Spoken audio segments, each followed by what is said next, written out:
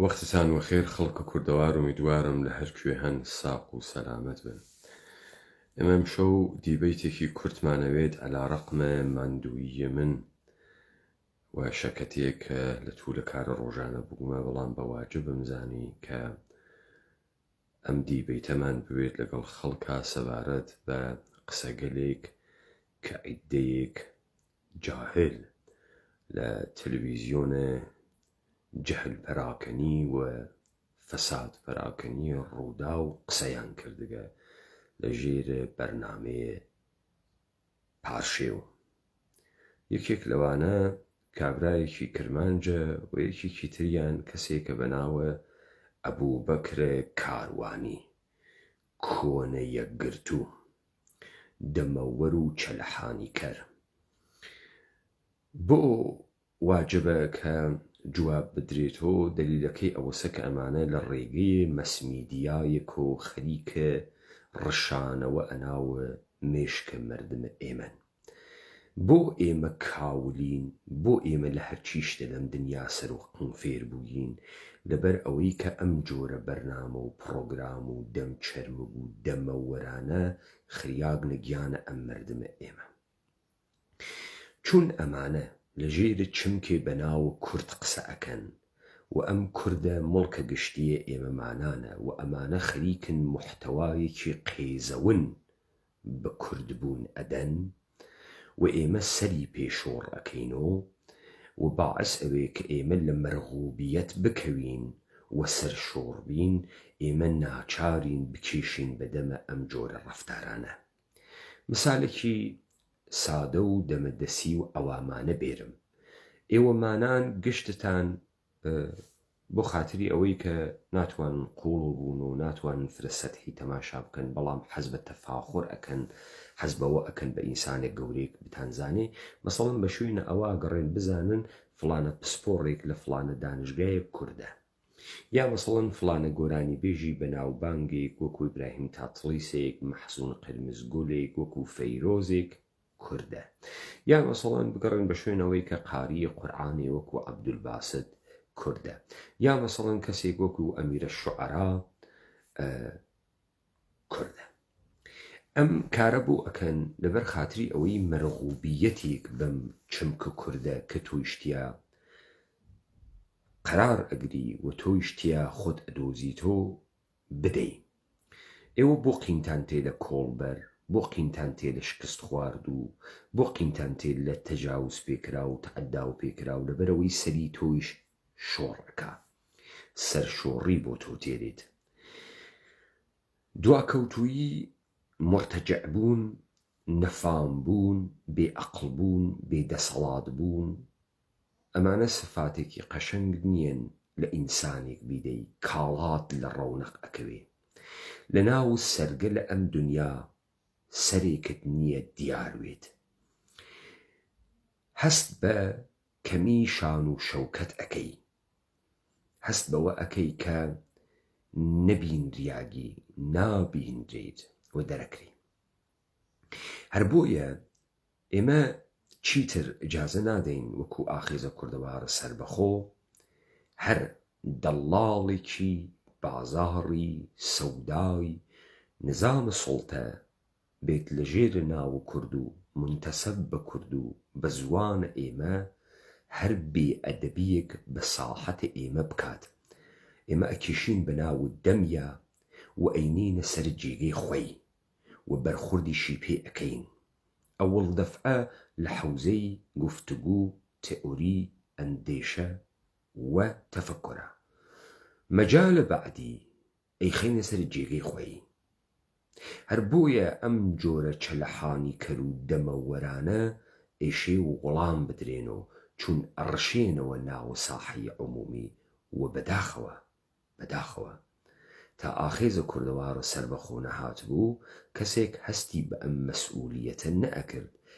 کەسێک هەستی نەئەکرد کە هەر ڕەفتارێکی منفەرد و تاکانە کە ئێوە ئەیکەن لەسەر تەمامە ئێمەیە کورد حەساو ئەکرێ و ئەکرێ بە ماڵ لەسەر گشتمان و ئەبێت بەهۆی قێزەونکردنە چمکە کورد بەلای ئێمەوە. خۆ ئێمە دەست پێ ئەەکەین بەحسێک چەلەحانەیەکی پارشێوانە بە هەدەفێک و خەریکە بەرامبەر بە کورد مەترەحەکرێ. تەبیعەتەن مشتێک ئینسان هاوریاگن لە ژێرە ناوە پسپۆڕ. بۆ خەڵکی کە نازانن ئەم پسپۆڕکردنە و دابشکردنە پسپۆڕایەتی بەسەر خەڵکیە لە ژێرە ناوە شەهادەی دانشگا، ئەخر جاران کابرا ئێلامە پێغەمبەریە کرد ئەیانوت ئەم قسانە تۆ بۆ ئەیکەی ئێمە بۆ ئیشی قبوڵیکەین ئەیوو من پێغەمبەرم خوا هەناردەگمی. خەڵکیش خۆتەوانینەوە بێژێ ئەم قسانەی تۆ غەڵەتە. ئەوت ئەگەر ڕازەکەی خوا تۆی هەناردگە خەرق عادەتێ بکە، مۆعجزەیە بکە، قوانینە تەبیعەتێک بشکێنە تا ئێمە باوەڕ بکەین تۆ خوا هەناردگتی هەرچی تۆ ئێژیتی ختم کەلامە. لە دەورانە متەئەخر و عەسرە مۆدێڕنا ئەگەر ئێوە تەوەجۆتان کردبێت گشتی فکرەکە بەگرتنە شەهادەی دانشگا و زانکۆیەک ختمیەتە کەلامی گرکە. هەرەوەی بیوەنە ناوی تەلەڤیزیۆن و بێژن پسپۆڕە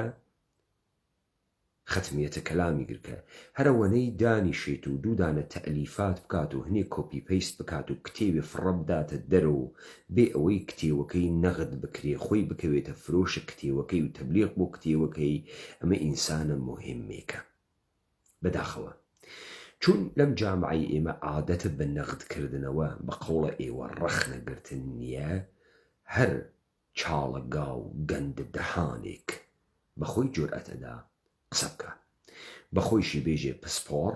متەخەسس لە ئوموراتێکە. ئێمە یە مشت نەقاڵ و ڕەوایەتگەر و تاریفکەر و تاریخە فەلسەفە بێژ و یەک مشت ئەحمەقی ئاوامانە هەست کە مدەڕەسیش نین چ بڕەسێ بە متەفەکر لە هیچ حوزەیەکە، نە لە فەلسەفە، نە لە علومە ئیجتیماعیە، نە لە مێژووە، نە لە دینە نێسمان. مشتێک کڵاو بەردارە چەلەحانیکەرە پارێزەرە مەنافع خۆیان خەریکن قسە ئەکەن با گوێبین لەم چەلەحانی و لەم تڕەهاتە ئەمانە ئێژنی و تینە سەر تڕەهاتەکانیان. عربة ام دي بحث هندكين بس بلي وقتي سردمي امامي عمر هاتك بلي دما عمر ده صد صالة حفتان ده سر دست ارتشي يعني بارتش هاتيه بلي يعني هجر اسلام مثلا بشوازي بازرگان يكان بهاتا يعني بشوازي تبشير هاتبا تبلیغ وانم بهاتا يعني آخافتنك آزاد بلکه شواز جدا بونا لبلی لسر دست ارتشی یعنی به عسکری هات شرط و مرج همون قدر باستی کردستانی بن شرط و مرج برگو اولک دن هبون. اولا ام فرمایشات و افازاتانە تۆ ئەیکێ ئاغەگیان گشتی تڕەهاتە. حوزەی تاریخ حوزەی شەواهد مادیە. تەوەجۆ ئەکەی ڕۆڵەگیان ئەمەی کە تۆ تێی تاریخێکی نووسریاگە سەرە پەرتۆکێک ئەکەی بە شاهد مادی. ئەم شاهد مادیە زەمانێک بە ئیرفاقەوە قبوڵی ئەکەن کە ئەحیانەن تەواتوری تیابێت تا پەرتۆک قبولکەن بە عنوانە شاهد تاریخی. لە حەزە عیلمی وێژمها تەواتر یعنی لە جێگەهای مختلف لە حوزەگەلە مختلفە تەمەدنی واقعەیەکی گەورەی تاریخی گزارش دریابێت. مەسەڵەن هەروە کە کلیسا و کەنیسە گزارش لە حملەیە عەرەب ئەدات بە ئەحیانەن ئیمپراتۆریەکی مەجعولی وەکو ساسانی، ئێشێ دەستگاهە خاقانە چینیش ئەم گزارشەی داوێت، ئێشێ لە هندوستانیش ئەم گزارشە دریاوێت. حەدە ئەقەلی ئەمەسە ئەم دوو وڵاتە گەورەترین ئیقتساد و ئابووریهایە تا قەڕنە هەژدەیە جەهان بووگن. وەختی ئەم تەواترە مەوجود نییە و تەنها مەرجع کلیسا و کەنیسەس، جەعلیات و تڕەهاتە ئەمانە سابت ئەوێ و ئەمما تێنە سەر شەواهدە مادی. بە زوانە هندیش یا بە قەوڵە ئێوە بە فارسی ئێژێت دروسە نەخۆردی منونە گەندۆم ئەمە دیدین دەسە مەردۆم. ئەوەڵەن تۆ بۆ حەملەکردن بە سەرزەمینێک احتیاجت هەست کە بە پێگەی کۆمەڵە حەشیمەتی یا کۆی جەمعیەتی حملەکەی. یعنی بەکوێ؟ یعنی بە شارگە لە حەیاتی. بزان ئێستا رووسیە پەلامارە ئۆکراینی داگە. رووسیە خۆ ناڕوا دەشت و دەربگرێ. رووسیە ئەڕوا کوێ ئەگرێ؟ ئەڕوا کیەف ئەگرێ. گەرەکی کیەف بگرێ، دۆنێسک بگرێ. یعنی جێگەهایەک جەمعیەت پێگەیە قودرەتی واتیە و تۆ ئێژی من چوون سەرزەمینێکم گرت. خۆ تۆ لە بنە بیابانە نەهاتکیتە دەرەوە کاورای کاول. تا 50 ساڵ لەمەوە پێشیش خەڵکە ئێمە بە هەموو شاخ و داخەکانە ئەم کوردەوارە بڵاو بوو. مەسەلەن تۆ هەر گەرەکت بوایە لە منتەقەی هەڵەبجە حرەکەتە بکردایە تێپەڕایەتە تا منتەقەی تەوێڵە و بیارە و شۆشمێ و نۆدشێ و نەوس و جاوەر و تیکە بڕوایەتە ئەمانە بە فاسڵەیە هەر 5 کیلومتر و 10 کیلومتر تۆ بە پێگەی ژیانە نیمە کۆچەری و یەکجانشینیە خەڵک ڕوبەڕوویت. ئەمە ئیتر لەبارە زەها و هەرواسە، لەبارە کەفری و کەلار هەرواسە. ئەحیانەن سپاهە تێهەڵدریاگە عەرەبە ئیسلامی کامە پێگەی جەمعیەتیە کوردی گرتگە؟ کامە شارە گەورەی گرتگە کە ئێمە تەسلیم بووجین و بووجینە موسڵمان؟ پاشان سوالە بەعدی، تەوجیهە ئابووریە ئەم حەملە وا لەکوێیە؟ خۆ تۆ ناتوانی هەروە دانیشی بۆ خۆت هەڵخەیت و قسەی مفت بکەی، فکرکەی ئێمە نافەهمین تڕەهاتێ لە پشتە شتێک بەناوە ئەمرە واقعێ بەناوی ئیسلامبێری بۆ ئێمە ڕوویکەی. ئاغا گیان تۆ هاتکی چی تاراچکەی بیوەی؟ تەڵا لەم سەرزەمینە مەوجود نییە، ئاڵتون مەوجود نییە، کارکردێکیشی نییە. نە کارکردی هەست، نەمەوجودە. شێوەی بەرهەمهێنانیش وەکو شێوەی بەرهەمهێنارە دەورانە سەرمایەداری نییە. کابرا بە 40-50 هەزار عەرەبە تێ هەڵدریاک شاخ بە شاخ هاتکە لەگەڵ عەشیرە بە عەشیرە دەرکەفتگە شەڕی کردگە کە چه ئەتەفاقێ بکەوێ. ئەمە نوکتەی ئەوەڵ. نوکتەی دووەم، تۆ هاتکی بە شەڕ مەردم موسڵمانکەی. ئەگەر هاتووی بە شەڕ مەردم موسڵمانکەی دێ ئەم خەڵکە شکستە خوا، کە شکستی خوارد تۆ ئیشێ فەورەن مزگەوتێکی بۆ دروستکەی، عەرەبێکی تێفڕەدەی وا ئیسلام ئەزانێت، یعنی مەلاس قورعانێکی تیا دابنی تا ئەم خەڵکە 100 نەفەرە 200 نەفەرە وا قەرارە بیانکەی تۆ موسڵمان و زۆر هەرچی ڕۆژە بیریتیانە مزگەوت قسەیان بۆ بکەی و زۆر فێریان بکەی کە ئاياتە قورعانی تکرار بکەن و زۆر فێرە مەناسک و مەراسمیان بکەی. تۆ کاورای کاول یەک دانە مزگەوت ناتوانی لەم سەرزەمینە نیشانە ئێمە بەی بگاتە قەڕنە نۆهۆم چه بەڕەسێ بە قەڕنە ئەووەڵی ئیسلامی. پس هیچ کام لە مەسائلەی کە مەترەحە کرد دەرمەوردە حەملەی عەرەب بە سەرزەمینە ئێمە نە محلێکی لە ئیعراب هەست، نە جواب ئەداتۆ، نە تۆ ئەتوانی جواب بیتۆ. تەنها چیقەچیقێک کە ئەتوانی بیکەی پەڕتۆکە. مەسەڵەن پەنا بۆی بۆ تاریخ جەریری.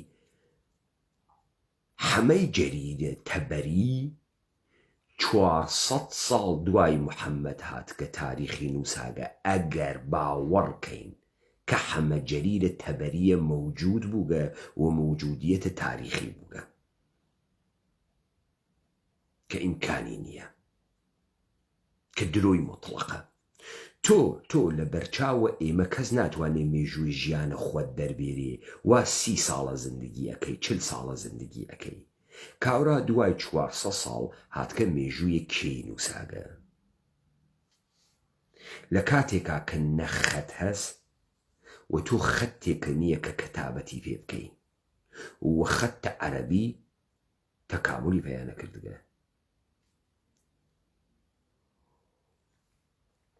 ئەمە دەرمەوردە حەملەی عەرەب وا ئێوە فەقەت جەفەنگیات و تڕەحات ئێژن، وەلێ چوون فکر ئەکەن فرە ڕوودار بووگن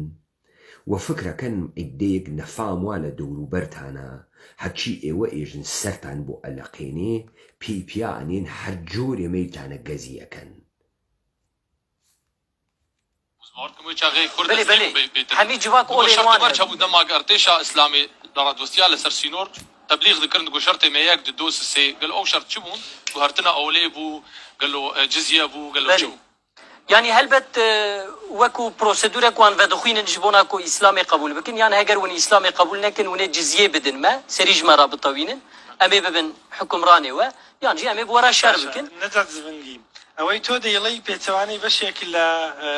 شارزانی کرد لبواری میجود دلین کرد با خوی جردسته بوا لبروا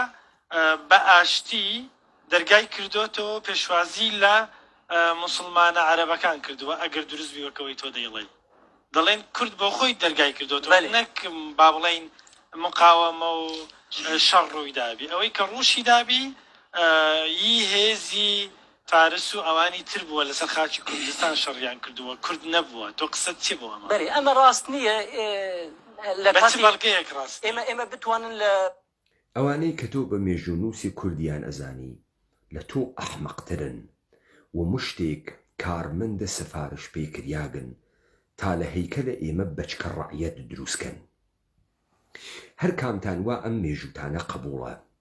و پێتان وایە کە بەچکە ڕەعیەت بووگن کوڕە باوکە خۆتان نیەن چون حتمەن ئەرباب دەسی کێشاگەوە سەر دایکەکاندانەوە حتمەن ئەگەر ئێوە توخمە ڕەعیەتن ئێمە توخمە ڕەعیەت نەوگین. ئەگەر ئێوە قبول ئەکەن هەزاران ساڵە بندەسن و بندەسە ئەم تاریخەنە وا فرە حەزی پێیەکەن و ئەی هەسوونە خۆتانە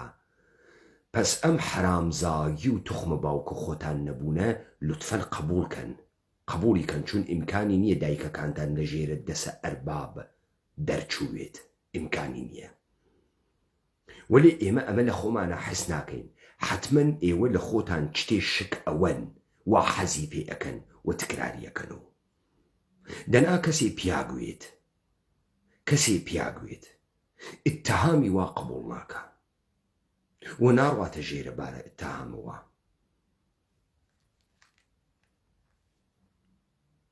دەیوا دیارە ئێوە فرە حەزی پێ ئەکەن نەپیاگن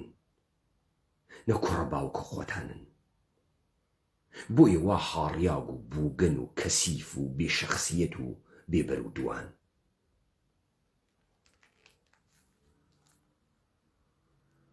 چافکانین دیروکی تاریخی بنێرن ئەمە ئاگاهیەک ڕاست نییە لەبەر چی مەسەلا بەلازوری الکامل فی التاریخ یعنی ئەف کتێبێن مسلمانان دیرۆکناسین مسلمانان دەما نویسینە بێگەل و ئارتێشێن عەرەبان چەو جالبە ئەم مسلمانەتی هەڵدریاگ و ئیمپراتوریەتی هەڵدریاگە 1 متر جادەی نییە ئەسپی پیا بڕوا کۆشک و بارەگا و پێڵ و پردێکی لێ بەجێ نەماگە. لەم خلافەتتی هەڵدریاگە عوسمانیە مزگەوتێکی ئەیاسوفیە بەجێ ماگەوا لەسەر بینای کلیسایەکە 200 ساڵە پێش دروست کریاگە لەسەر بینای کلیسایەک. 1 دانە شەواهد مادی لە دەستگاه گەورەی ئیلاهیاتی ئیسلامی مەوجود نییە. ئەمانە ئیدعا ئەکەن بە پەرتۆک جنی دنیایان گرتگە بە پەرتۆک. دێمە بووە قسە مە تۆ بەحسە ئیمپراتوریەت ناکەی مە بەحسە خلافەتە مشەشعانە ناکەی مە بەحسە لەشکەرکەشی ناکەی کاکەم لەشکەرکەشیە لۆجیستیکی گەرەکە تەدارۆکاتی گەرەکە شۆخی نییە 50,000 نێرەکەرە بەرداگە سەم سەحرا نانی گەرەکە مستەراوی گەرەکە ئاوی گەرەکە سێوەعدە نان خواردنی گەرەکە ڕێگەی هەمواری بەڕێوەچوونی گەرەکە.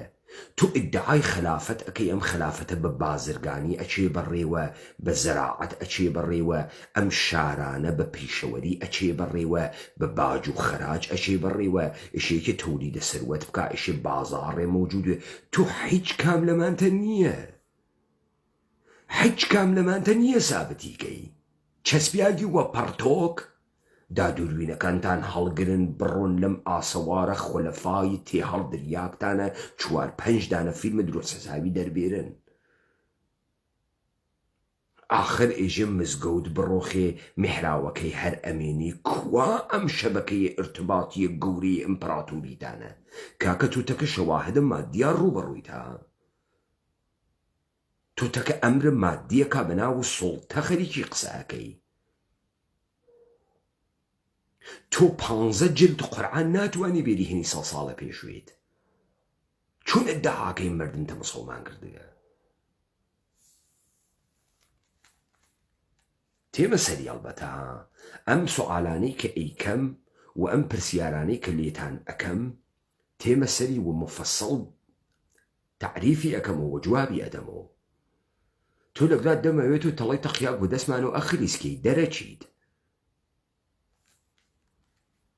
پڕتۆکێ هاتنە ئاخا ئیرانێ و کوردستانێ و چ قەومیە بەحساوێ بەرفرەهی تێتەکردن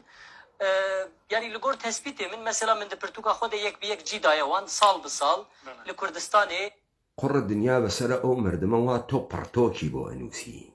تۆ پڕتۆکی بۆ ئەنووسی لکو دەرێ چ شەر قەومیە چ شەر پێکاتیە دناوبەرە کوردان دە کو کتێبێن دیرۆکناسان دە ئەف شەر وەکە دناوبەرە کوردان و ئارتێشە عەرەبان دە قەومیە هاتیە بنافکردن یعنی وەکو کورد هاتنە بنافکردن یعنی لەم جاهلانەی کرمانجە کوردەوارە داگیرکراک لەلایەن تورکیە وا مستەفا کەمال پاشا کولەن لە زەخیرەی فەرهەنگی دایانی بڕی جاهلتر مەگەر عەبدوڵڵا و جالانمێ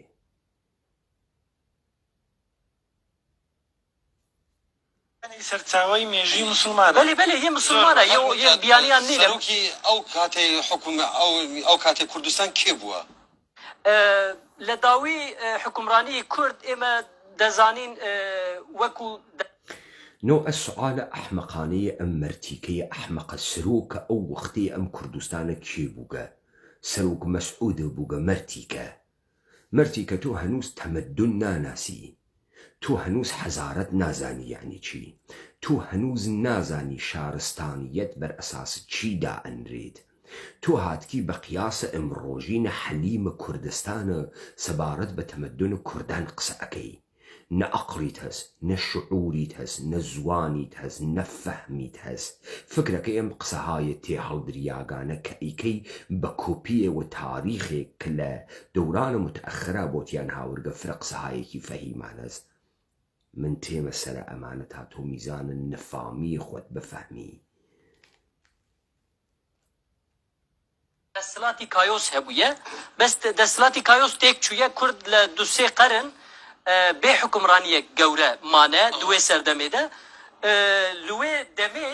ئالیەکی بیزانس هەیە دەسەڵاتی کایۆس هەیە یعنی کەیکاوس منزورت هەیە پیشدادیان چوویتە ناو میتێک کە تۆ ناتوانی سابەتی بکەی ئەفسانە و تاریخیش نییە و معلومیش نییە هەنە تۆ بووگە یا هندیە لەبەرەوەی ئەوەنە دەسی تێبریاگە معلوم نییە هەنە کێس ڕۆما هەیە دەولەتێکی مەزن گەورە ولالیەکیژی ساسانی هەنە پەرسی حکومڕانن لێبەرێ ئەوانە نە بتەواهی نە دەستهێڵاتدارێک کوردستانی بخۆنەژی ji ber ku di dîrokên Ereban de dema em dixwînin em dibînin ku li Kurdistanê ew şerên ku qewmîne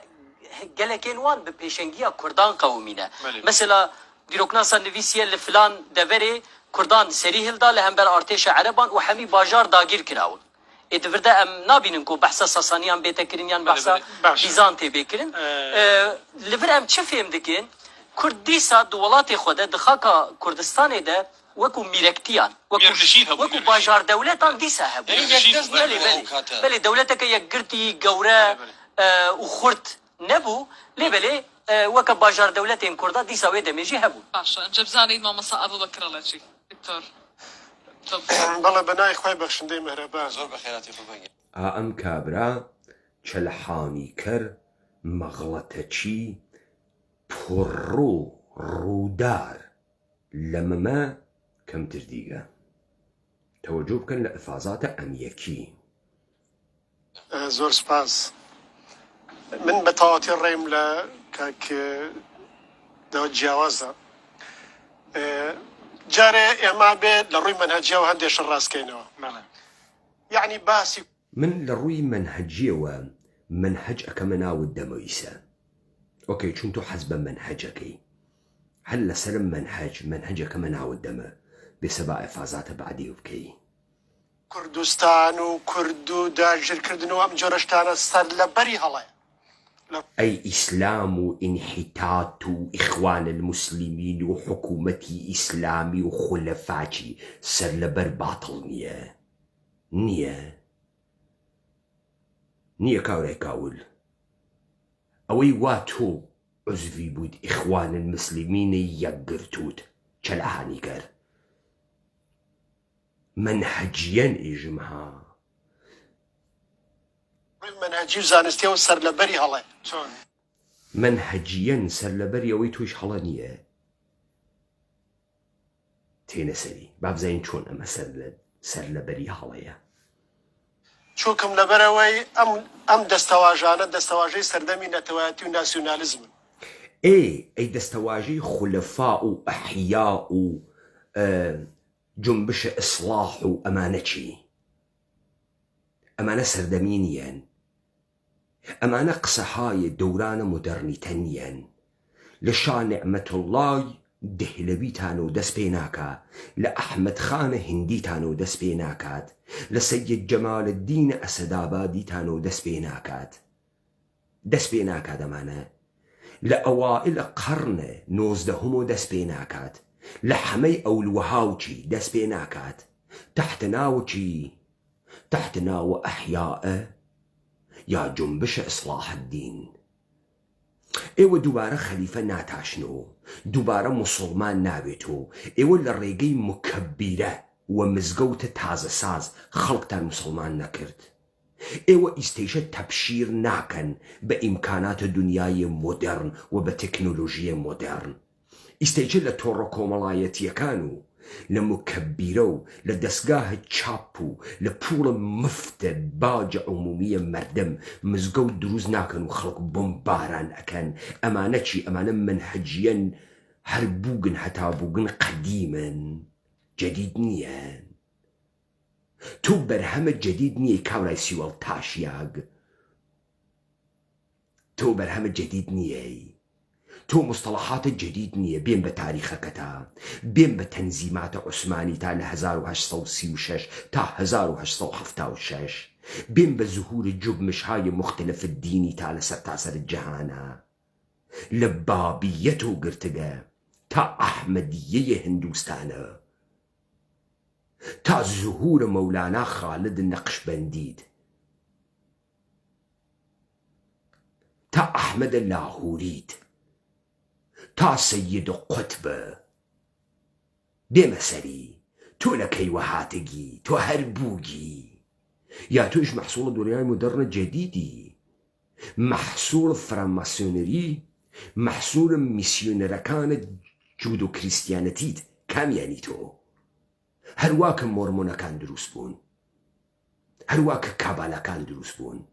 تۆ مەحسوڵە کامیانی منهەجیەن یعنی تۆ خۆت و داعشت و دەرپێ کورتەکانت و سیۆڵە تاشیاکت و ڕیشە بەڕەڵات و خۆلووسکەکردنت و دکتۆر ئەقمە خۆ چەسپاندنە جەدید نییە دانشگای ئەلئەزهەرە جەدید نییە کتاوە ئیبنە تەیمیە چاپت جەدیدە ئەوائلە قەرنە بیستۆم نییە ئەواخرە قەرنە نۆزدەهۆم نییە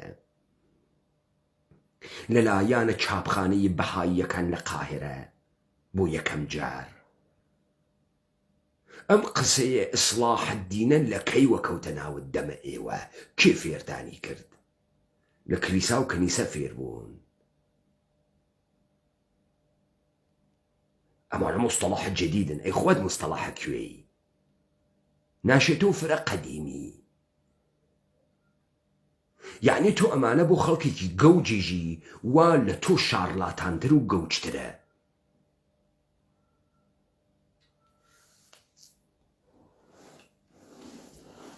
تۆ خاس ئەزانی من خەریکم چێژم کاورا ئیخوانی ئیخە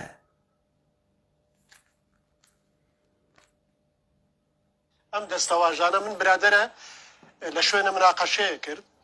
ئاوا کوردستان داژکرا و لە خانەقین وا شەرق قەوماوتم زەحمەت نەبێ باسی ئەو خانەقینەی ژێر دەسەڵاتی ساسانیەکانەکە یا ئەمەی ژێر دەسەڵاتی یەکێتی نیشتمانی ئەمان نەنا باسی خانیقینەکەی ژێر دەسەڵاتە ئێوە ئەکا بنە جوولەکەی دروزنە فاسد خەڵی بووی فاسد ئێوە مەوجودیەتتان 300 ساڵە پیا کردگە بە ئەربابە یەهودی مەسیحیدانەوە ئەنا جێگەتان نەو لەم سەرزەمینە تەوەجۆ ئەەکەی تۆ بۆ ئەمارەتە ئیسلامیە خەلیفەکە مستەراوێکە نییە سابەتی بکەی خەلیفەکە ڕوویگەسە مستەراو نێسن سابەتیکەی شەبەکەیەکی بازرگانیت لەم عەباسیانە تێهەڵدریاگە نییە نیشان بدەی ئەحیانەن بازاڕیشیان بووگە بازرگانیشیان کردگە باج و خەراجیشیان گرتگە کوا کاخەکانە 1001 شەوە شەهرزادە قسە گوت لە بەغای کاولستاندا کوا پێڵەکانە سەر دجلە و فراتت کوا مەرجی کە تو فکرەکەی هەروە پیپیانەی ئەڕۆیت گوزەشت ئەو دەورانە دێ مامۆسایتیانەوێت و کەڵەشێر بێتەوە پڵقاسم بەک گوزەشت من هەجیەن کێشین بەناو دەمتا پرسیارە جدی ئەخەینە بەردەمت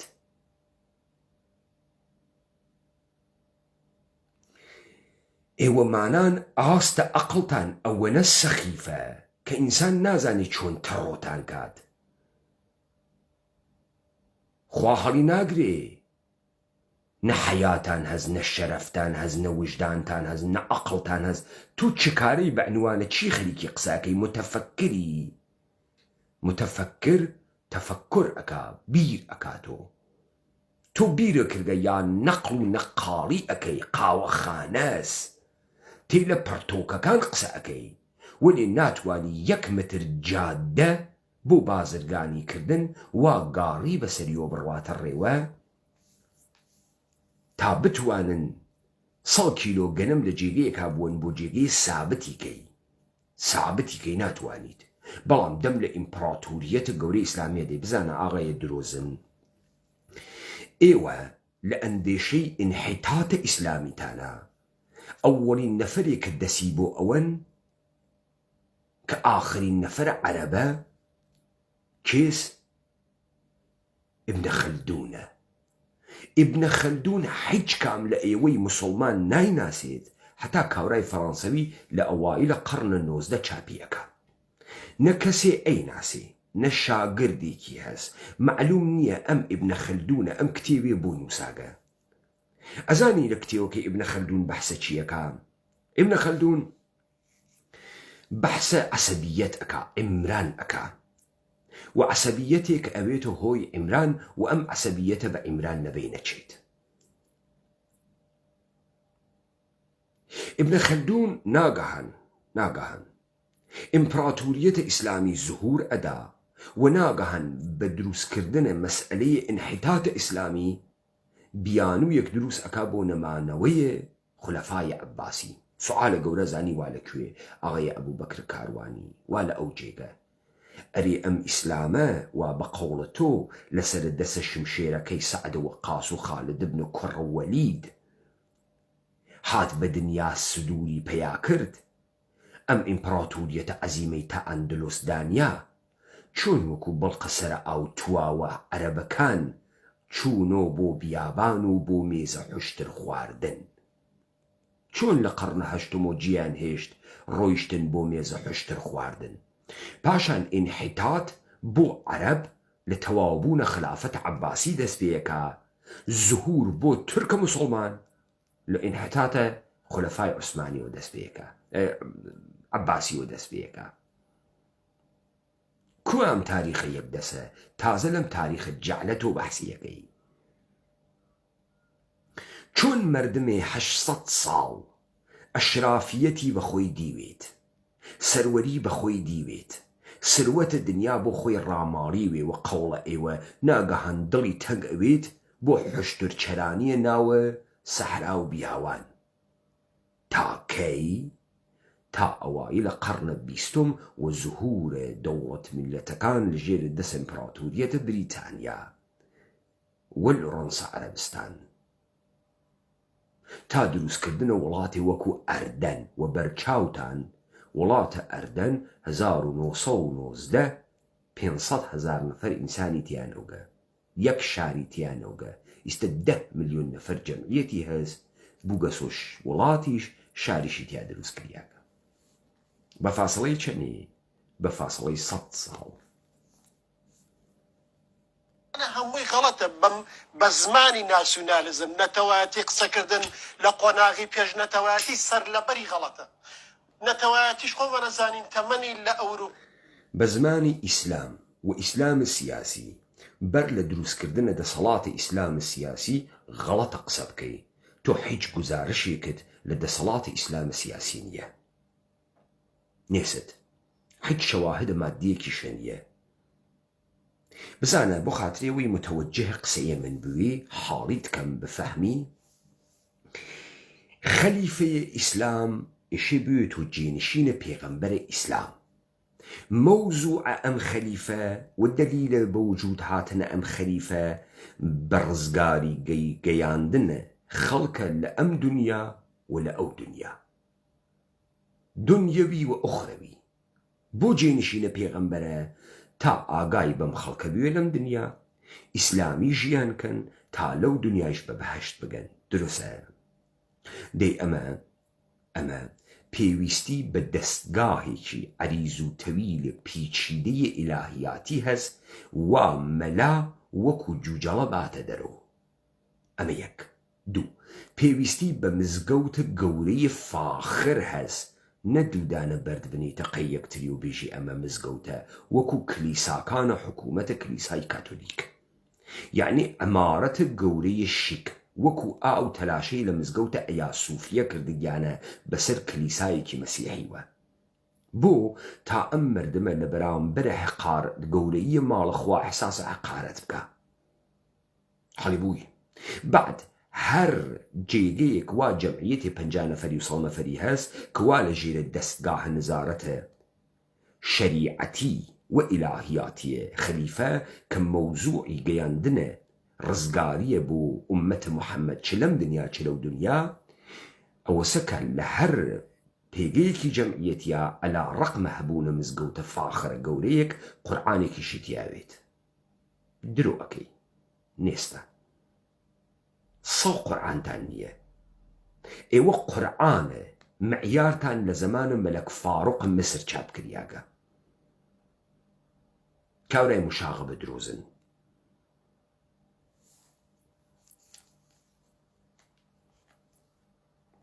سێ ساڵە لە شۆڕشی فەڕەنسیەوە سەری هەڵداوە لای خۆشمان تەمەنی 140 ساڵە ئەو پەڕی لە کۆتایەکانی سەدەی 19 و لە سەرەتای سەدەی 20ەوە سەری هەڵداوە ئەمە یەک لە ڕووی مەنهەجیەوە ئەم قسەکردانە هەمووی هەڵێ لە ڕووی وروژاندنی بابەتەکەەوە چه خزمەتێک بێ ماک ئێستا کورد لە 195 موسڵمانە ئێمە چه سوودێکی سیاسی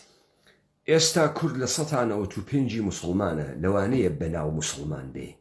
بەڵام منهەجیەن گشتی کافرە وەکو تۆ جێگەی وا لە جەهەنەمە ئینشاءڵڵا ئەزانی بۆ هیچ کام لە ئێوە بە گوێرەیە شەریعەتە ئیسلامتان لە دەورانە سەرمایەداریان نە موسڵمانن نەفەقەت عەبد خوداوەندن تۆ بۆ کوشتین نافەهمی دەورانە سەرمایەداری چه فەرقێکە کاتەکە دەورانە پێغەمبەرە ها تۆ لە خۆت ناپرسی ئەحیانەن بۆ لە دەورانە سەرمایەداریە بەمە ئێژن کۆمەدەتی وەلی قەبلەن بەمە نەیانوت کە کۆمەدەتی کاڵان لە دەورانە سەرمایەداریە چه فەرقێکی تەکە بەرهەمە دەورانە کۆنا هەست پوڵ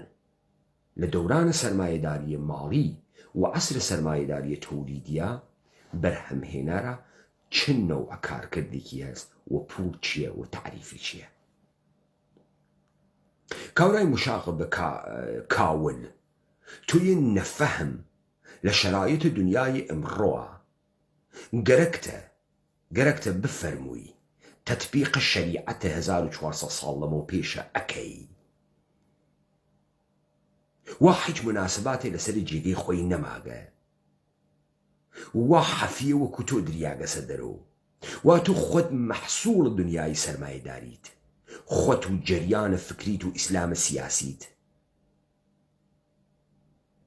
تۆم ئامارتە لەکوێ گرت؟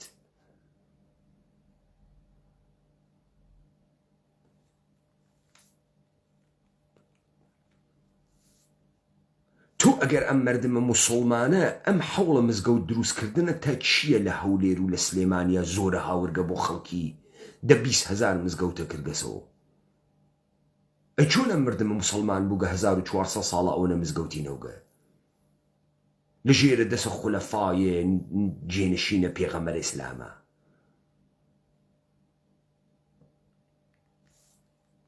ئێوە خەریکن دووبارە مردم موسڵمانەکەنەوە چ سودێکی فکری لێبینین بەم قسانە چ پامێگەدەین بە گەلی خۆمان گەلی ئێمە. ئەی تۆ چه سوودێکی فکری ئەگەیەنیت؟ ئەی تۆ چه نەفعێک بە ئەم مردمە ئێمە ئەگەیەنی؟ بزانە تۆ نە ئیبنە خەلدونی، تۆ نە ئەبوو حامەدە غەزالیت، تۆ نە موفتیەکی گەورەی نە متەفەکرێکی گەورەی دینیە ئیسلامیت، تۆ سوێڵدا تاشیاگێکی بۆ گەنی ئیخوانی شوێن کەوتگە دەستگاهە فراماسۆنەریە غەربی وا لە حەوزەی دینیش و فاسدێکی کاولی تۆ چه سوودێ بە ئەم مردمە ئەگەیەنی ئیلا تەسلیمکردنە ئەم مردمە و لە سەروەری خستنە ئەم مردمە تۆ چه سوودێک ئەگەیەنی؟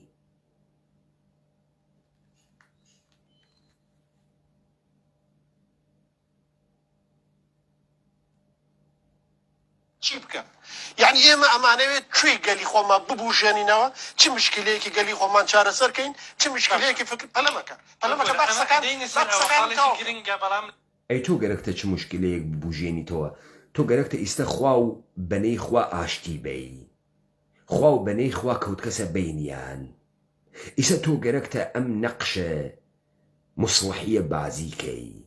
تۆ گەرەکتە چ مشکلی لەم جامعە حەلکەی. خەڵک خاز ناڕواتە مستەراو،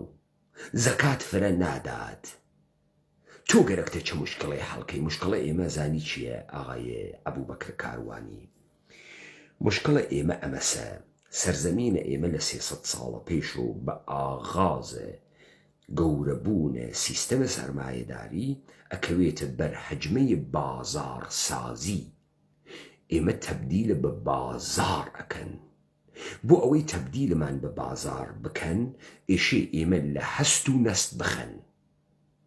تا ئێمە ببین بە هێزە خۆفرۆشە بێ هەمە چیزە هیچ و پوچ. ئێمە کێن؟ ئێمە ئینسان و کوردیە سەروەرە ئازادە مخەیەرین، گشتمان سەروەر بووگین. تۆ و ئەربابەکانە تۆ هاتگن سەرزەمینیان لە ژێرە پێمان کێشاگەسۆ، دەسەڵاتیان لە ژێرە پێمان وردە وردە بە بازار بە سیستەمە ئابووری و پاشان سەوارە بەر سیستەمە حکوومەتی لە دەسە ئێمە کێشاگە و گەرەکیانە ئێمە بچووک بکەنەوە بمانکەن بە کەسێکی وەکو تۆ ڕعیەتی تخمە ڕعیەتی هیچ و پوچ. ئەمە بە ئێمەی کورد قبوڵ ناکرێت. ئێمە نەبنە ڕعیەتین نە لە ڕعیەت بوودەگیە ئەمێنینەوە. ئێمە بچووک ناوینەوە. ئەوە 300 ساڵە سیستەماتیک بە کەسانی وەکو تۆ و بنەهاد گەلێک کە تۆ عزویان بووی خەریکن ئێمە هیچ و پوچکەن، ئێمە بێ هەمە چیزکەن. بەڵام هەنووز کە هەنووزە کولتورە هەزارن ساڵەیە تەمەدن و کوردی ناڵێ بچووکمان کاتەوە. تۆ گەرەکتە کوێ بگری؟ ئیستە من بە تۆ وت ئێوە گەرەکتانە ئێمە هیچ و پوچە بێ هەمە چیزکەن، ئێمە نایەڵێنم کارە بکەن. ئەی تۆ گەرەکتە کوێ بگری؟ وەم ئیسلام تۆ گەرەکتە کوێ بگری؟ پاشان ئەمە ئیسلامە کێس؟ قەناعەتە تۆز لە ئیسلام، قەناعەتە حەمەی بەناز لە ئیسلام، قەناعەتە جەمالە ئەسەدابادیە، قەناعەتە غونوشیە. کێن ئێوەمانان کێن کوڕە پێغەمەرن یا مشتێ ئینسانە فاسدن نسیانکارە تابعە شەهەواتن؟ ئێوە کێن کە ئێمە ئیشی قبوڵکەین ئێوە تەفسیرێک لە ئیسلامی کەن دروسە؟ پێغەمەری سەرەوە ڕکۆگەی پێغەمەرا تەزیگە. مەگەر تۆش ئینسانی وەکو من نییە پڕی لە شەهەوات و پڕی لە کەمبود و پڕی لە هاڕیاگی؟ مەگەر تۆ لەو کوچە و کۆڵانانە گەورە نەوگی وا من گەورە بووگەم؟ مەگەر من تۆ ناناسم نازانم پڕی لە ترس و لە چەپەڵەمە و شەهوەت و نەزۆکی و نادانی و بێعەقڵی من نازانم تۆ وجودە ئەدەی بۆ لوقمە نانێک تۆ گەرەکتە کوێ بگری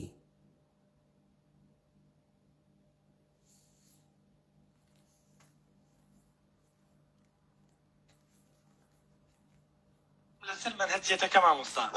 لەسەر خاڵی یەکەم باقسەکانم تاوەکەم دوای پرسیارم لێ خاڵێکی تر ئەوەندەی ئێمە مێژوو بزانین لە پێش ئیسلام لە پێش سەرهەڵدانی ئیسلام شتێ بە ناوی کوردەوە وجودی نییە تۆ مێژوو نازانی ئەحمەق تۆ گەرەکتە نەقاڵی بکەی لە قسەسێک کە بۆتیان بەجێهێشتگە ئەنا ئەگەر تۆ محقق وایتەوە و متەفەکر وایتە بە سوئال دەسە پێیە کرد پرسیارە ئەکرد بزانە هەرو ئیبنە خەلدونەی وا من وتم جەعلە ئێژن ئەوەڵین تاریخ نویسە جامعە شناسیە تاریخیە کۆمەڵناسیە تاریخیە یعنی ئەو تێت بەڕەسی ئەکا بۆ ئێمە خەریکین منحەت ئەبین وە لە بین ئەچین تویشی لە خۆت سوعالکەی بەر لە ئیسلام و دوای ئیسلام و هاتنە ئیسلام و چوونە ئیسلام و ئەمانەی کە تۆ خەریکی بەحسیانەکەی هەنە عەسرە جەدیدە ئیمڕۆژینە کە ئێمە تیا زەندگی ئەکەین ئەم قسانە تۆ ئیکەی و ئێمەش بە بەردەمە خۆمانە ئەوێنین دەوروبەرمان پڕە لە مزگەوت خوا هەڵی ناگری ئێوە هاتکن بۆ مەردەمێ وا 1400 ساڵە موسڵمان بووگە ئێشێ ئیسلام ئەوەنە دەرونی و بوایە لە ناوە ئێمە کە احتیاجمان بە هیچ کەسی وەکو ئێوە نەوایە وە لە دەرونی نەوگەسۆ خەڵک هەڕ لە بڕ ناوا لە ئیسلام حەچێکی لێ نازانی بەستکتانەسۆ بە بڕێ زەکات دان و سەرفیترە دان و نوێژە خوگیریاگە پێی تەکە تەوافە کەعبە مانگە ڕەمەزانێکیش بکەوتەوە بۆ بڕیاوە یەکسری چی؟ یەکسری مەناسک و مەراسم ئەم مەناسک و مەراسمە لە سەرزەمینە ئێمە تا 200 ساڵە پێشیش موجود نەوگە ئیستەیشە بنەڕەتی نییە نێسی وەلێ لە لای ئێوە خوا هەڵی ناگری لە ژێرە دەسە حکوومەتە حەلیمە حەشرتان کردگە ها لە ئەحمەقکردنە ئەم مەردمە لە نادانکردنە ئەم مەردمە ئەم بوجەیە عەزیمە میلیارد دۆلاریە لە ڕاستایە تەفەکر بووگەنە ئێوە ئەربابی یەهودیتان پێتان ئەدات وا کەوتنە گیانە ئەم مەردمە ئێوە خەریکن تەعاریفە جەدید لەم ئیسلامتانە دێرن کەسیش نایژی تو چ کارەی کە تەعبیر و تەفسیرەکەی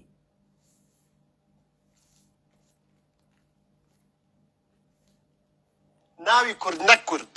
کورد هەیە بەس ناوی کورد لە مێژوە وجودی نییە هەندێک ناوی کورد لە مێژووە وجودی نییە ئەوەی تۆ بە مێژووی ئەزانی مێوژە ڕۆڵەگیان ئەو مێوژە مێژوو سەنەدە تاریخی گەرەکە شەواهدی گەرەکە ئێمە بە تەمەدون مەوجودین بە چمکەکان مەوجودین چمکەکان واوا لە ناو زوانمانە حەیز بوو بزان چمکەکان بەر لە هەر سەنەدێ قسە ئەکەن وەختە تۆ دەورانت مۆدێڕن تەرجوبەکەی یەکسری چمکە تازە دێت وەکو چی؟ وەکو ڕۆژنامە وەکو چی؟ وەکو سەنعەت وەکو چی؟ وەکو سەرمایەداری وەکو پرۆلەتەر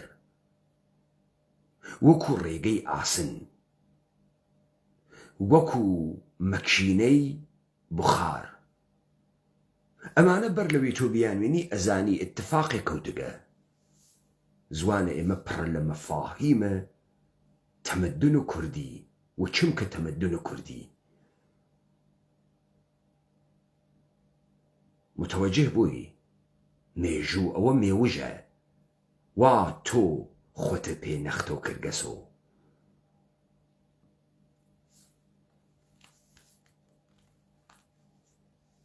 چاوی مێژوو لە پێش ئیسلامە ناوی کوردەهێنن وەک دەشتەکیەکانی فارس ئەعرابی فارس ئەگینا تەنها لە چوارچێوەی ئەم فارسە فقط لە زەهنیەتی توا هەست بۆ گەن و ئەمسالی تۆ فارسیان بۆ ئێمە زل کردە ئەنا ئەمەی کە تۆ پێ ئێژی فارس بریتیە لە مردمێکی بێ هیچ پەیوەندیەک لە ناوە شارە تازە دروستکریاگەکانە لە ناوە کۆمپانیەک بە ناوە ئێران کە هیچ پەیوەندیەکی کۆمەڵایەتی بە یەکتری نییە هیچ بنەڕەتێکی مێژوویی نییە تەنیا زوانێک کە پێی قسەکە پێی ئێژێ فارسی حەڵیت بوو؟ ئەمە هەر لە ناوە ئێوە مەوجودە ئیستا معلوم ئێوە بۆ تریبوون ئەدرێتە دەستان تۆ بووگە لەم سەرزەمینە نەتوانی پرسیارێ دروستکەی هەروە نەف ئەخۆت تۆ ئەگەر پیاگ وایەتە کوڕە پیاگ وایەتە ئەم خفەت و خاریتە قبول نەکرد تۆ نە پیاگی نە باوکە پیاگوگە نۆکەرە کوڕ نۆکەری ڕعیەت و کوڕ ڕعیەتی بۆیە تۆ قبوڵی ئەەکەی تۆ ئەگەر پیاگوی حتا ئەگەر باوکە ئینسانی خوێڕێک وایە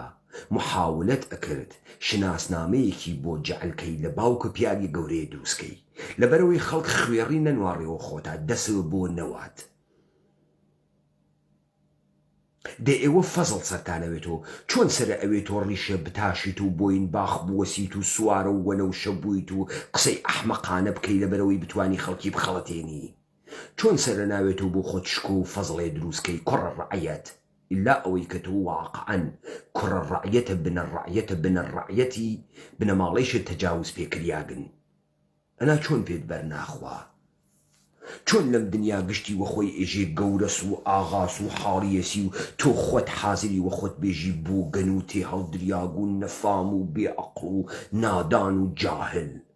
لە پڕتۆکەکە تۆ لە توولە عمرتا لەو مەغزە ئەحمەقانەتە بێجگە لە فری و شارلاتانی شتێکی تر ئستفادە کردگە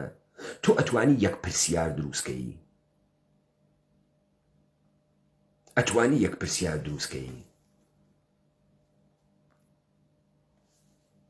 ئیسلامە کە ئیسلام دێ کە ئیمپراتۆرەتی ساسیانە ڕوخێنێ ئیسلام چۆن تێ بەرهەمی ساڵی تازەز و پاسگیل تێ ئیسلام چۆن تێ ئیسلام تێ هەروە لە خۆیوە تێ چۆن تێ بابەگیان تۆ بێ تەوزیح بە غەڵەت ئەەکەی ناتوانی تەوزیح پێی بزانە وەختی چەلەحانی ئەەکەی ئەینووسیت ئێشت دانیشیت بیکەی بە فیلم تۆ لە قسەکردنا ئەتوانی هەر توڕەهاتێ بێژیت وەلێ وەختی هاتی فیلمی دروستکەی ئێشی بێژی نۆعی ئەسڵحەکانیان چی بووگە نەیزەکان لەکوێ هاتکن سنانەکان لەکوێ هاتکن شمشێرەکان لە کامە ئاسنگەریا دروستکریاگە شمشێرەکان تابی بووگە یا درێژ بووگە باڵای عەرەبەکان چەنێکوگە بەرزوگە یا کورتوگە پێڵاوەکەی پێیان چه شکڵیوگە زرێیان بووگە یانەیان بووگە تۆ وەختی گەرەکتە تەسویر دروستکە ئێشی تەمامی ئەم جوزئیاتە باسکەی 50,000 عەرەبە پێپەتی بۆگەن لە عەرەبستانە سعودی کەوت کە سەڕێ مەڕی پێوگە بزنی پێوگە سوسماری پێوگە چی پێوگە بیخوات ئەم مەسیرەت وا تەیان کردگە ڕۆژی 8 کیلومتر بووگە ڕۆژی 10 کیلومتر بووگە چەنێ بووگە بە پێ تەیان کردگە ئەمە حاڵیت ئەوەی تۆ ئەمانە ئەفەهمی خۆمانە ئەقڵنی تر ئەقڵن تۆ ئێشی بتوانی ئەمانە جواب بیت و ئیسلام هات وەچی هات وە پاسگیر هات وەختی ئیسلام هات تۆ فکرەکەی شتێکتان تکرار کردگەس و تکرار کردگەس و جیلێکتان دوو جیلتان پێ پەروەردەکردگە بووگە بە حەقیقەت نە حەقیقەت نییەمە دنیای ئەمڕۆگە دنیای پێشکەوتنە لە دڵە نەخد و تێتە دەر لە دڵە ئینسان ئینقلابی تێتە دەر ئینسان ئینقلابی پرسیار ئەکا و پرسیار تا ئیستەیی ئەڕۆخێنێت تۆ ئێشێ بتوانی بێ ئەمانە جواو بیتۆ تۆ فکرەکەی ئەم پێشفەرزە گرت کە ئێمە گشتمان قبوڵمانە نەخێر ئێمە قبوڵمان نییە من لەو بەرنامە وایەما منهەجم ئەکرد بە دەمتا جواوە نەدایەتۆ چون تۆ لەسەر منهەج ئەویسی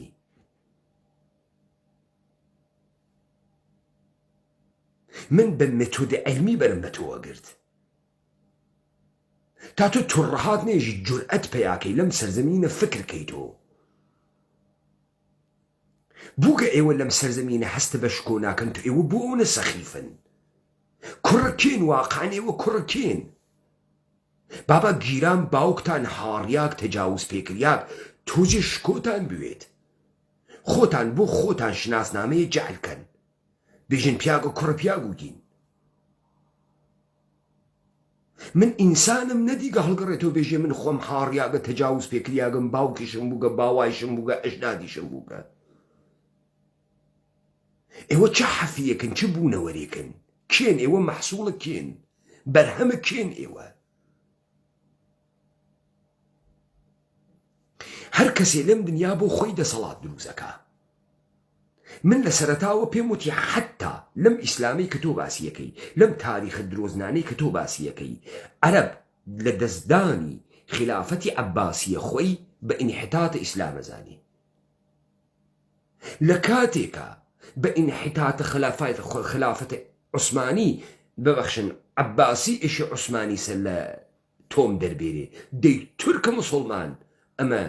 بە زهورە خۆی ئەزانێت دەرکەفتنە خۆی ئەزانێت بە دەوران عەسرە تەڵاویە خۆی ئەزانێت عەسرە زەڕینە خۆی و زێڕینە خۆی ئەزانێت تۆ چۆن دەسەڵاتە خۆتن نەگەرەکە چۆن من لە سەرەتا وتم تۆ هاتکی ئێمەی کورد قێزەونکەی تۆ ئێمەی کوردت فەخرە ئێمەی کوردت شانازیە ئێمەی کوردت بە مقدارە پارەی سەخیفانە بۆ زندگیە سەخیفە ژیانە سەخیفەکەی خۆت مەعامەڵە کردگە تف لە خۆت و لە ژیانت و لەوەی وا تۆ حەزی پێەکەی وا تۆ مردمێک بێ کەرامەت ئەکەی بۆ خاترە خۆت بێ ئەخلاق دەی ئەگەر ئەو ئیسلامە ڕاستوێ ئیشە ئەو ئیسلامە تۆ باتە بەرە شەق ئەو خوا ئیشە تو داڕزێنێ کە ئەوەنە فاسدی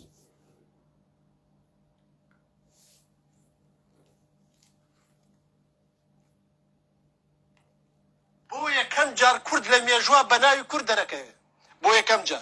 بۆ یەکەم جار یوئێنێکی ئیسلامی لە سەردەمی خودی پێغەمبەر درودی خوای لەسەر بێ دەرەکەوێت جابانی کوردی سەلمانی فارسی سوهەیبی وەڵا گشتیان درۆ ئەەکەی وەڵا هیچ کام لەمانە قابلە ئیسبات نیەن وەڵا تۆ هیچ حەقیقەتێکی تاریخی نازانی ئومەم المتحیدە یونایتد نەشن لە زمانە پێغەمبەر و دروست ئەوێ دەی بۆ تعبیرێکی ئیسلامی بۆ بەکارناوەی جابانە و کوردی باوکە جابانی ناوگە باوا جابانی ناو جابانە و کوردی بۆ ئەوەڵین دەحفە لە سەردەمە ئیسلام وتێ عەرەب خۆی توانی گەسی بۆ خۆی مێژوو بنووسێ دێخۆ ئەوەڵین مێژوو نوویس هەمەی جەریرە تەبەریە خەڵکە ئامولە یەکەم جار نێوی هاتەگە بەسە بەسە تۆ واقع ئێوەی ئیسلامی لە حەد دەرتان کردگە ئێوە گشتتان مەحسوڵە دنیای مۆدەرنن ها گشتتان لەسەرە دەسە کلیسا و کنیسە هاتکنەسە دەرۆ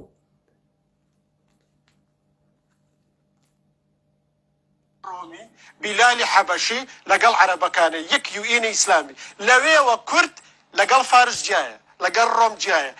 بۆ یەکەم جار ناسنامە تەبیعی بەو کاتە نەبەرمانانەتەوەیەتەکەی کورد لێرە جیابێتەوە دوای ئەوە لە سەردەم ئیسلامە وردە شخصێتی بۆ پێیابێ لە سەردەمی ئەمەویەکانە تێکەڵاو بە شەڕەکانە بن بە شەڕی خەوارجەکان خۆمەرز بزانە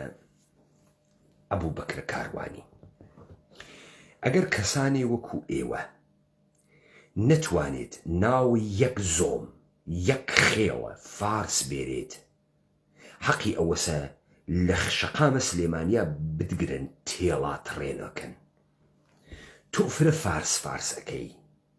ئەم فارسە بالئەخەرە ئیستە بەحسە قودرەتی ئەەکەی و پێغەمەرجگی کردگەسۆ ئەم فارسە ئێشەی امتداد تاریخی بوێت ژیانە مردمیش حتا دەورانە ئەولەمە ژیانە عەشایریە خێڵن هۆزن ئێڵن تۆ یەک ئێڵە فارس ناو بووە یەک ئێڵە فارس یەک ئێڵ ناوی نەوەی ئەبوو بەکر ئێشی بدگرن بەکر لە چاو دەربێرن مەرتیکەی ئەحمەق تۆ فکرەکەی هەر تۆڕەهاتێک کەسێ نووسای ئیشی بیخوێنیت و بێژیتی بابا ئێوە کوردن ئەگەر ئێوە کوردن چۆن ئەم کتێوانە ناخوێنەوە شەکتان بۆ دروست کات چۆن بۆ ئێمە شەک دروست ئەکا و پرسیار دروست ئەکا و پرسیار دروست ئەکەین چون ئێمە کوردین پێمان خۆش نییە سەخیف تەماشامان کەن پێمان خۆش نییە کەس فەزڵ بەسەرمانەوە بفرۆشێتەوە ئێمە چوار حیزی وەکو ئێوەمان هەست چمکە کورد بە چمکە خوێڕی و دواکەوت و چوزانم نەفام و بندەس و کوڕڕعەت دەرکەوتگە وە خۆی ئەنوێنێت بە ئێوەمانانە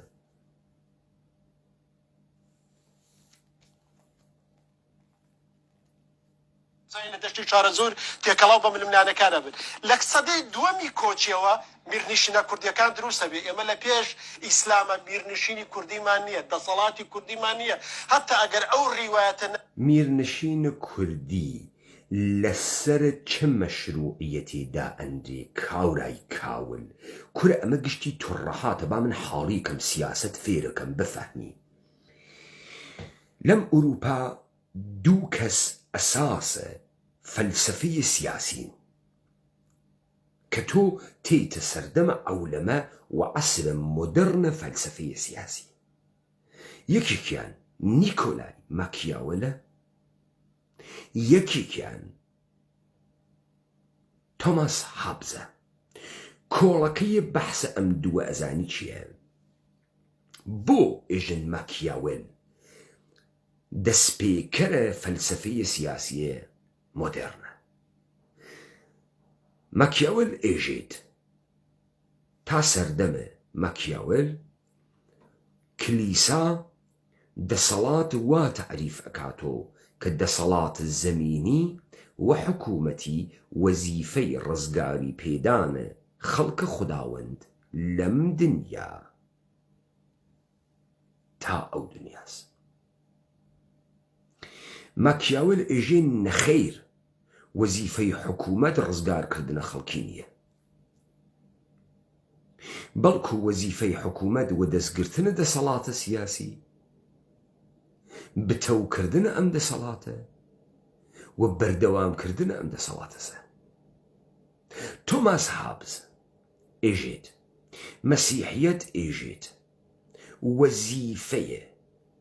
حکوومەت پارێزگاری لە ڕۆح مەعنەویە ئینسانە تۆماس هابز ئێژێ نەخێر وەزیفەی حکوومەت ئەمە نییە وەزیفەی حکوومەت پارێزگاری لە لەشە فیزیکیە ئینسانەکان نەمرن وەزیفەی ئەو نییە مەردم دینیان هەست دینیان نییە بەهشت ئەڕۆن بەهشت ناڕۆوە دەرەک پیای خاسیەکەن پیای خراوێکن وەزیفەی ئەو نییە ئەمە دەورانێکە کە بە سوڵتەی کلیسا بەرە وردە وردە تا دەورانە ئینقلابە فەڕەنسە ختمیەتەدا تەواویەکە سوالە گەورە ئەمەسە دەسەڵاتە خەلیفەی ئیسلامی و دەسەڵاتە ئیسلامی دەقیقەن هەمان مەشروعیەتی گەرەکە یعنی ئێشێ هاتووێت خەڵک لەم دنیا و لەو دنیا ڕزگارکە ڕێگەی ئەمە چییە تۆ بتوانی تەطبیقە شەریعەت کەی لەناو ئومەتە ئیسلامیە بۆ تەطبیقکردنە شەریعەت ئێشێ دەستگای سزا و پاداشە بوێت دەی تۆ هەمچین دەستگاهێکت لە هیچ دەورانێکە لەسەر زەمینگە لە ئێمانیە تۆ ئیمڕۆ لە قەرنە بیسا کە جادە هاتگە سروەتێکی فرە و فراوان هاتگە بۆ دروستکردنە مەلا بۆ دەستگاهە ئەوقاف بۆ مزگەوت سازی وە مکەبیرە وە تەلەڤیزیۆن تازە تۆ خەریکی وردە شەریعەت بێریتە ناو ئەم مردمە ئێمە لە چەکیشی نەیەداوە سەرا زەڵفەکانیشی شۆڕوو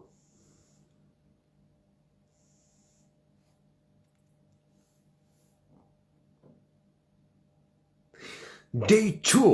خەلیفەیەکە وا دەستگاهە ئیلاهیاتی نییە تەوانە جێبەجێکردنە شەریعەتی لە هیچ گوێیەکان نییە چۆن بەمە ئێژی دەستگاهە خلافەت و حکوومەتی ئیسلامی چۆن قسەی واکەی منهەجیەن قسەتەکاکەم ها منهجيا چۆن تۆ قسەی واکەی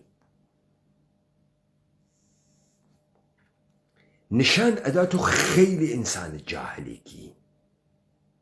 تۆ نە فەلسەفە ئەناسی نە فەلسەفەی سیاسی ئەناسی نە جامعە شناسی ئەناسی نە مێژوو ئەناسی تۆ دانەیە چەلەحانیکەرت دەمەوەری وە پوڵە نەفتەی وا ئەربابی یەهودی مەسیحی پێتانی داگەن لە حەلیمە کوردستانە وەکو مابەقی ئەو بزن و کاولانەی کە میکرۆفۆنەگرنە دەسۆ تۆش میکرۆفۆنەگریتە دەسۆ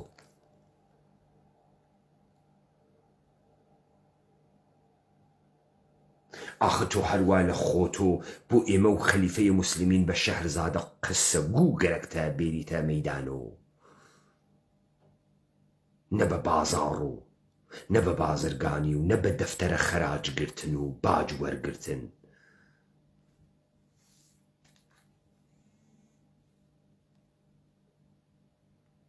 قسە باز لەسەرەوە دەکرێتی لە مێژووە کورد لە مێژووە غایبە دوای ئەوە ئێمە مێرنشینەکان بۆ یەکەم جار کورد خۆی ڕێگەخە مێرنشینەکان دروستە بێ قۆناغی دوای ئەوە بۆ یەکەم جار کورد خۆی ڕێئەخا یعنی چۆن کورد خۆی ڕێئەخا لەسەر چی کورد خۆی ڕێئەخا لەسەر کام ئەساس کورد خۆی ڕێئەخا هەروە توڕەهاتە و قسە فڕە ئەدەی ئەڕوا لەسەر چی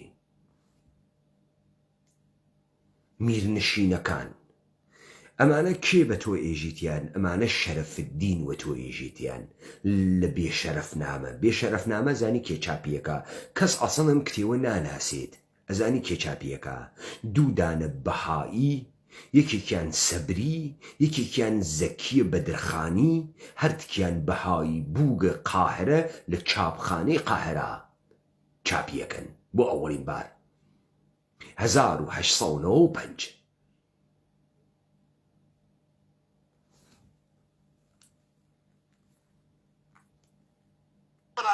قۆناغی ناسینی کورد بە قەڵەم قۆناغی ناسینی کورد بە شمشێر کورد لە چوارچێوە ئیسلاما سوڵتانی بۆ پەیامی سوڵتانی بۆهیمان نەبووە سوڵتانی سۆلجوقیمان نەبووە سوڵتان سەلاحەددینیشمان نەبووە سوڵتان سەلاحەددین ویستی پایتەختی عەباسی بەغا داگیر کە خۆزگە داگیری کردایە داگیری نەکرد بەڵام لە جزیرەوە تا یەمەن و قاهیرە نیمچە ئیمپراتۆریەتێکی لەژێر دەستدا بووە بە ناوی کورد کردویەتیان بە ناوی ئاخر غەڵەتە قسێ جانەکەم غەڵەتە عەیبە دکتۆرات هەیە تۆ نابێ قسە بۆ غەڵەتە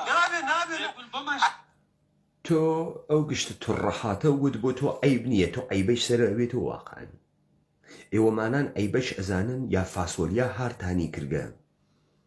ئەیبەش ئەزانن ئەم توڕەهاتەیەژی سەلاجقە تو یەک شەواهد مادی دەرمەوردە سوڵتانە سەلجوقی هەسە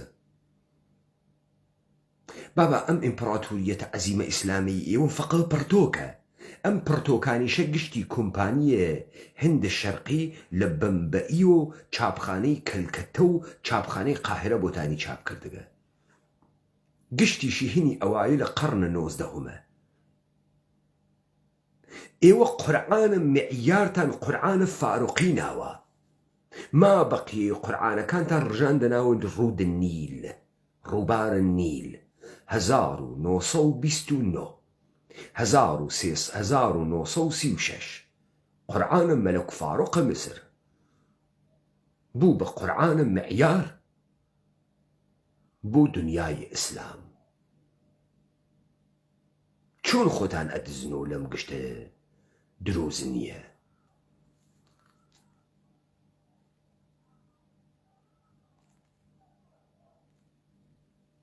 عەرەب بەناوی عەرەب کردوێتی تورک بەناوی تورک کردوێتی فارس بەناوی تورک جانەکەم ئەمە مەجالی بڕاتەوی لە ڕێی تورک بەناوی تورک کردوێتی ئیستا ئاغای ئەبوو بەکر کاروانی دەقیقەن هاتیتەوە سەر قسەکەی من پس ئەمانە بەناوی ئیسلام کردگیانە هەدەفی ئیسلامیش ڕزگارکردنە لەم دنیا ولەو دنیاست دنیا مەزرای ئاخرەتە بۆیە شەریعەتە ئیسلامی دائەندرێت کە تەطبیق بکرێ تا ئینسانەکان لەو دنیا بڕۆنە بەهەشت بۆ ئەمە تۆ دەستگاهێکی عەریز و تەویلی پۆلیسی ئەمنیەتی دگەرەکە دەستگاهێکی عەزیمی ئیلاهیاتیت گەرەکە چاپخانەیەکی گەورەی پرتۆکیت گەرەکە کە قورعان بخاتە ناوە تەک بە تەکە ئەم مزگەوتانەی وا ئێوە لەسەر خەلاج و زەکات لەم مەردمە سندکتانە و بینای فاخرە گەورەتان دروست کردگە تا دەسەڵاتە گەورەی خوداوەندیە ئیسلامتان و ئەڵڵاه لەم سەرزەمینە نیشان بە کووە ئەبوو بەکر یەک دانە مزگەوت نیشان بە کووە ئەبوو بەکر کووە مە تۆ ناژیە مردمە مسلمان بووگە کووە مە تۆ ناژی تورک و فارس و کورد و ئەمانە نەوگە گشتی ئیسلام بووگە ئەم گشتە ئیسلامە مبەشری گەرەکە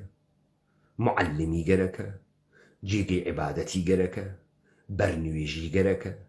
نوێژە مەیت خوێنی گەرەکە گەرەکی سیاغیە نەمانی گشتی گەرەکە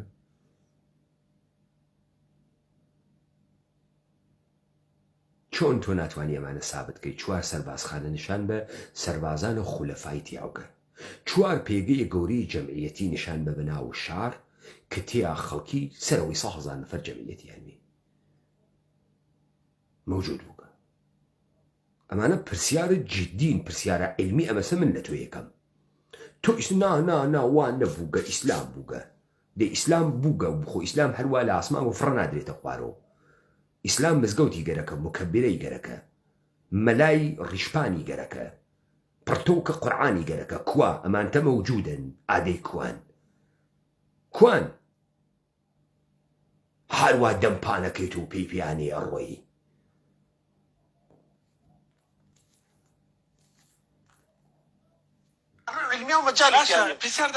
لە ڕووی علمی و مەجای تیانی ئەمانەی من وتم مەجای واتیە لە ڕووی علمی و جواوم بارە و مەجای واتیە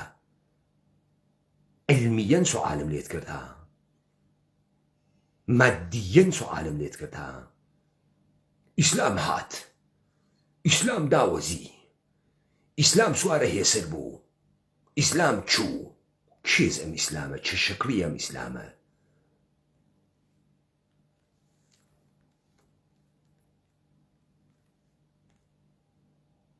وەڵام دەدەیەوە تەواو هەم زۆرێک لە مێژونووسان یان ئەوانێکی ئیش لەسەر فکری عەرەبی دەکەن دەڵێن عروبەت لە ئەمەویەوە دەستی پێ هەر خەڵەتێکی مەنهەجیە کورە بابە برای گیان پێستە دەرکەوتنی ناسیۆنالیزم باسی نەتەواتی نەبووە هەتاکو سەر هەڵدانی جۆن تورکەکان لە پێش دەرکەوتنە ئەولەمە باسی ئیسلام بووگە بۆ لە خۆت سوال ناکەی ئەم گشتە کە لە زلەی جنبشە ئیسلاح ئیسلام بوو چی لە قەرنە 19 سەردەرتێرێ وەخت لە ئەواخرە قەرنە 18 حەمەی ئەولوەها و کێس ئەحمەد خانە هندی کێس شاه نعمەتوڵڵاه دەهلەوی کێس کێن ئەمانە جەمالدینە ئەسەدابادیە شیعە بە ئەفغانی کریا کێس حەمەی عەبدۆ کێس محەممەد بەنا کێس کێن ئەمانە ئەولوەها و کێس کێن ئەمانە موجود بووگن قەبلەن بۆ قەبلەن نیەن بۆ ئەمانە قەبلەن نیەن گشتیان ناگەهان لە سەید محەممەد عەلیە بابۆ تا مەولانا خالد نەقشبەندیتۆ تا ئەحمەد لاهوتیتۆ تا فەرقەی ئەحمەدیەتۆ گشتتان دەوران متەئەخرن بە ئەو ئیخوانەی وا تۆ پەیڕەویتی وا تۆی دروست کردگە ئێوە شایستەی هەرچی سوکردن و هەتکە حورمەتن ها چون ئینسانە شارڵاتانن لەسەر پێگەی دینیش هاتگن چون ئەم پێگەی دینیە بۆ مەردم مقەدەسەوە ئێوە ئەوەنە گڵاون شایستەی ڕەجمکردنن بەڕاستی قسەی کاڵ و کوریاک خۆ هیچ ئەو پێگەوا ئێوە فاسدی ئەکەن و تیاوێسیاگن خەیلی شایستە ئێوەسە و تێزا و بتان توێننۆ درۆزن علمیان تۆ خۆت مەحسوڵە دونای متەئەخر نییەی تۆ مزگەوت و مکەبرەنەوایە ئەو پیاگە بوویت ئەمڕۆ ئیدعا بکەینەوە 5% مسلمانە تۆ دەستگاهە ئەوقافە خەریکە مەلای ملپانە مفتخۆر فڕاداتە دەرۆ ئەوەی دایک و باوکی نانی نەوێ بیداتێ فڕی ئەدەنە ئەوقاف حجرە وەکو ئێوەمانان بێتۆ مسلمانە لووسکە تەسکۆڵە دێ ئەخلاقیەن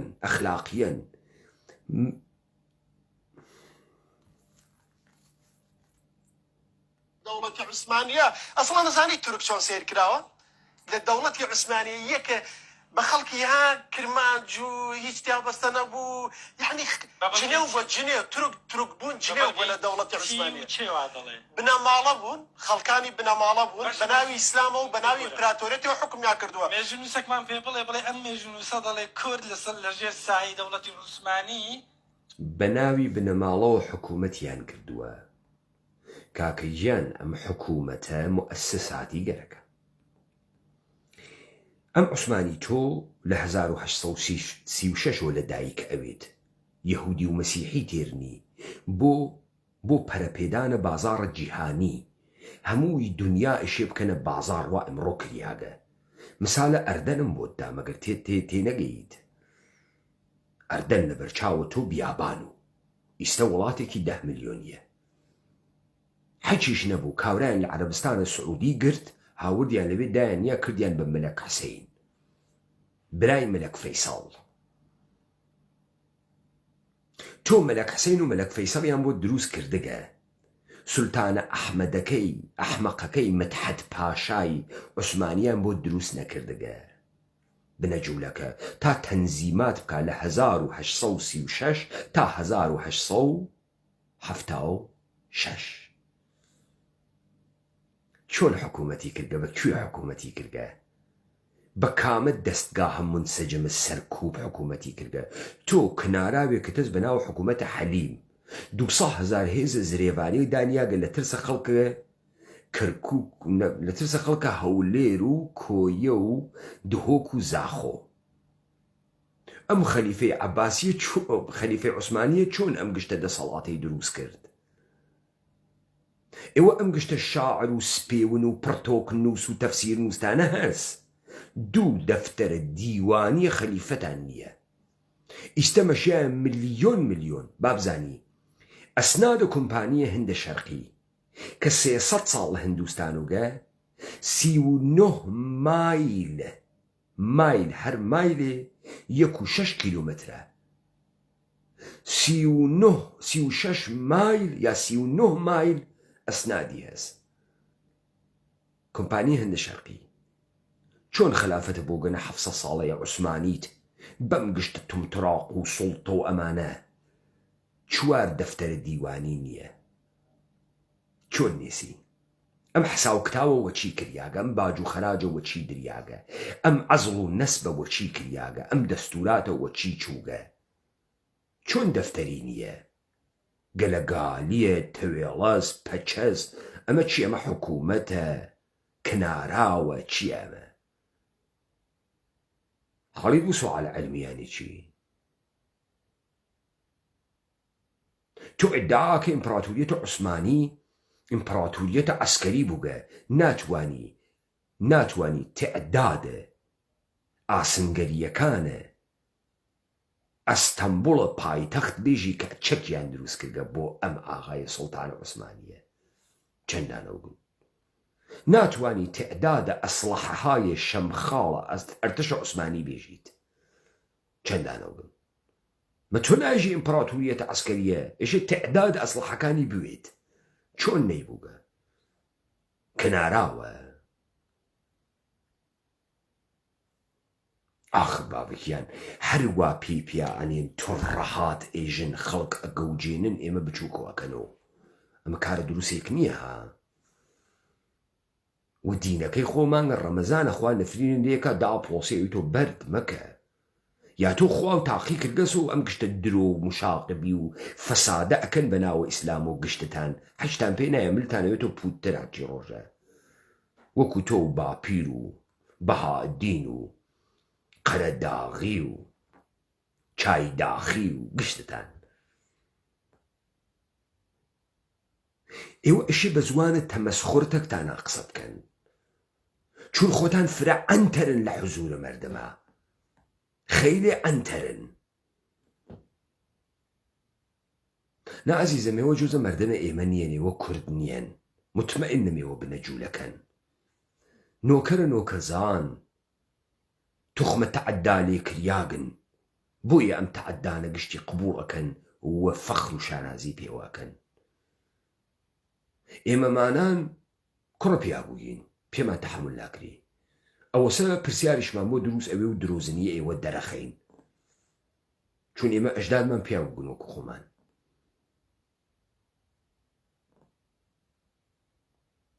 لای ئێوە خۆش